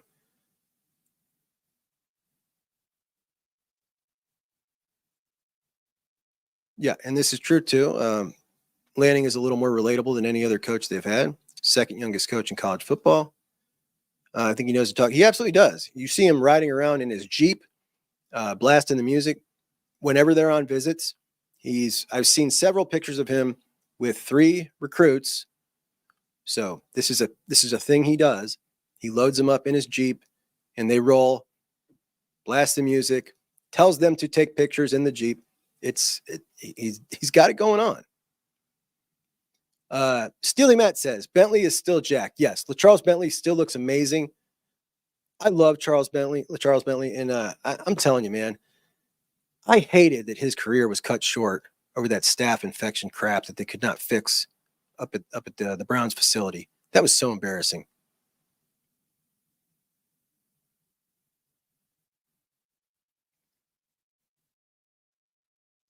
Dago says, the top Nike schools outside Oregon going head-to-head is kind of hilarious. It really is.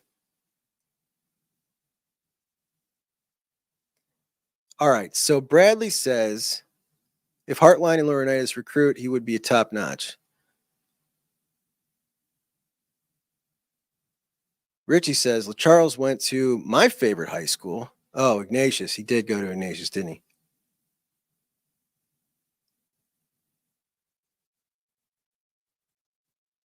Alan Berry says, not that it's a huge deal, but how confident are you in OSU keeping the top recruiting class? Go Crimson. Alan, thank you so much, buddy. Appreciate you. Honestly, I'm fairly confident. I really am. I think that there are enough prospects on the board that the Buckeyes. So Phillip Bell, I think, is in. I do think they're going to win out on David Sanders, and I think that helps preserve it, hold it off. And then I think they're gonna load up the numbers here in a way that's going to put it out of reach. That's my guess, and I'm fairly confident with it. But it's a weird class, man, because we've got so many amazing classes right now. Alabama's got a great looking class. Georgia's got guys on the line where they can pop up. We know Oregon's got guys on the line where they can pop up. It's going to be really cool. But like Bradley says, who cares about number one? It's all about development. It's about both. And it's not a big deal, but it would certainly be great to get that crown once under the belt because it means something to the guys in the class. They really want it. They've been saying it all along. Matter of fact, I was just checking out some old stuff. My very first show, I was talking about this class and the recruiting crown and Devin Sanchez and it's something I've repeated a lot of times. Like sometimes you just get a couple dudes in the class early, like Tavian and Devin, who take on the goal that they want to self-recruit the class. They take ownership of the class. And when they're such high profile guys, it really just permeates and spreads throughout the class. And we've seen it do that. We've seen TJ Alford pick up that attitude. He really went hard at Pettyjohn. Eli Lee also picked it up. We've seen it just kind of permeate throughout the class, and it's been a beautiful thing. You know, the way Tavian has been working David Sanders, just really cool, man. It's really cool to see. So for them, yeah, I'd like them to have it too. Absolutely. Now I forgot what I was going to tell you guys. I had something to tell you.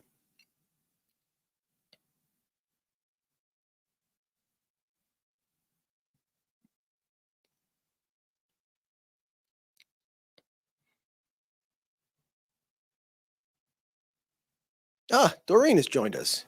Hey, Doreen, how you doing? Doreen, guys, if you don't follow Doreen on Twitter, you're missing out. She posts the most awesome videos of the band because her daughter's in the band, and I just absolutely love to see the videos that she posts. Let's watch one. Can I load this up? Is it going to let me load it?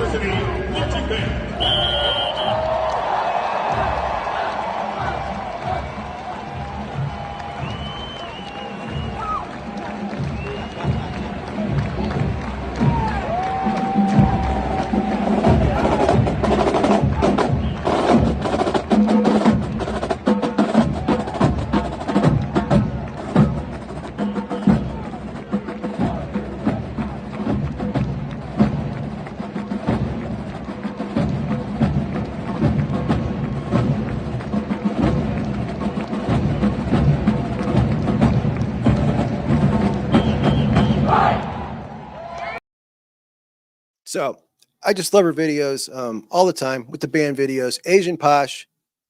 Is it Doreen? What's your handle?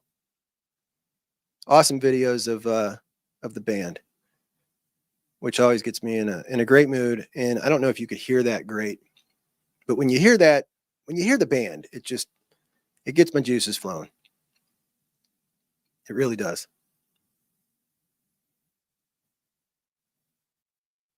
Sean, you're a good and dedicated father, much respect, and he certainly is. Dago loves the band. Our Oregon buddy shouting out the Ohio State band. It's tremendous. They really are tremendous.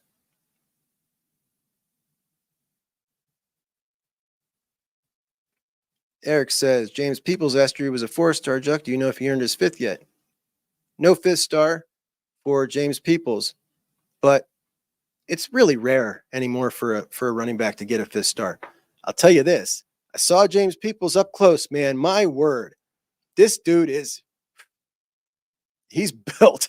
Like, I know you can see it in pictures, but man, one of the more impressive dudes that I saw that day. It was like, yeah, okay. And if he keeps bulking, he's going to be every bit the thick body that Quinshawn is. I'm sorry, I'm not allowed to say thick anymore. The beefy body that Quinshawn is, I think Peoples might just be looking like that. Scoochie, thank you so much, buddy. $1.99, the best damn band in the land. Indeed, they are. Listen, Dago said it's a big part of what made him a fan as a kid, talking about the band. And I agree.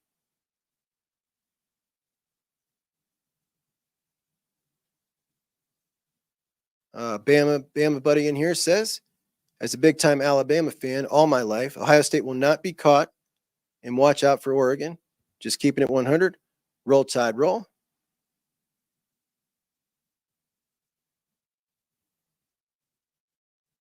More comments about the band.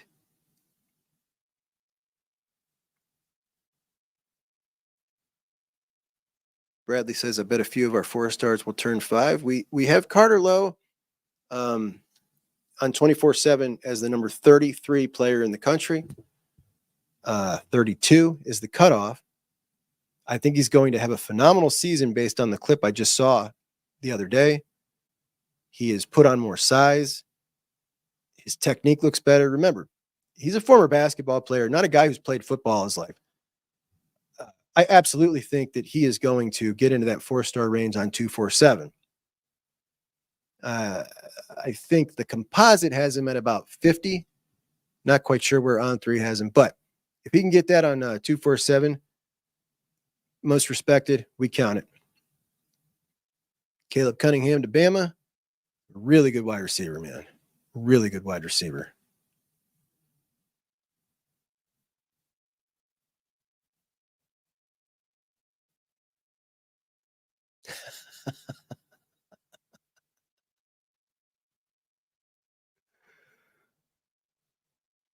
Oh, all right, guys. Look, 2 hours, 56 seconds.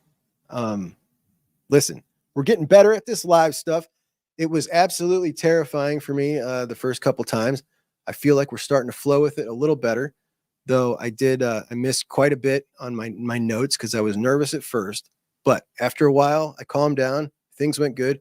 I appreciate you so much for helping me work through the issues here, because I do enjoy these live shows after I settle down. It's hard for me to commit to it. It's hard for me to do it. But once I get started and get rolling, it feels much easier. And, you know, it's just going to get easier and easier the longer I go. And, you know, we have a good time together. I enjoy it a lot. And I thank you guys so much for helping me through it. Those of you in the chat, you guys are so awesome. I appreciate you so much. I appreciate all the super chats. Thank you to all the awesome Buckeyes. Thank you to the opposing fans who were respectful in the chat. You guys are always welcome as long as you, don't come in trying to start your nonsense. Like I said, plenty of places you can go do that. We don't do that here. We like to talk football. We like to talk football here, not talk trash. You know what I mean? So appreciate you guys so much. And I am going to go enjoy the rest of my day. And I might have a little something for tomorrow. Maybe not. Might save it for Monday. We'll see if we can get around to it this evening or not. So that'll be all for today. Bad news on Daylan McCutcheon, but, you know, the wide receiver class is going to be just fine, whether it's Phillip Bell, whether it's Preston Bowman. A bummer for me because I like Daylan the most, but, you know, Brian didn't ask me. You know what I mean? So there we go. All right, guys. Thanks so much. Juck On Bucks out.